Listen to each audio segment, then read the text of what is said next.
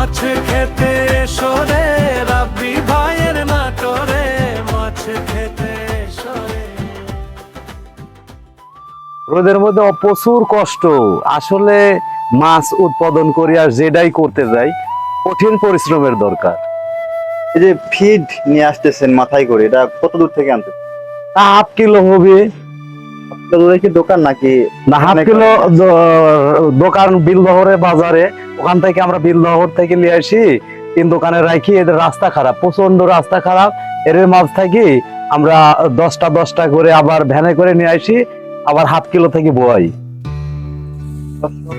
দেখতেছেন যে মামারা ফিড গুলো বহন করতেছে, আসলে ওনারা যে বলতেছেন অনেক কষ্ট। এখানে আসলে না আসলে বোঝা যায় না, হয়তো আপনারা ঘরের মধ্যে বসে এসির মধ্যে ফ্যানের মধ্যে থেকে ভিডিও গুলো দেখতেছেন, হয়তো বোঝা যাচ্ছে না। আসলে এই ভিডিও গুলো বানাতে কিন্তু অনেক কষ্ট।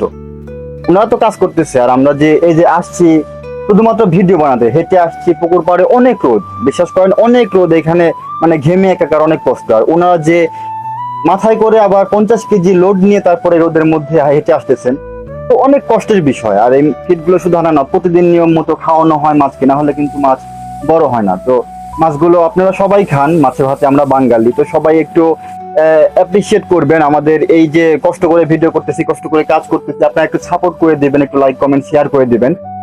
আর হচ্ছে আপনারা যে মাছগুলো খাচ্ছেন, অবশ্যই আমাদের কাছ থেকে ভালো মাছগুলো, এখান থেকে পাইকাররা আসবেন, এসে ভালো দামে মাছগুলো নিয়ে যাবেন। কারণ আপনারা যেগুলো টেবিলে বসে খাচ্ছেন, হয়তো এখান থেকে অনেক হাত বদল করে যাচ্ছে, কোয়ালিটি খারাপ হয়ে যাচ্ছে।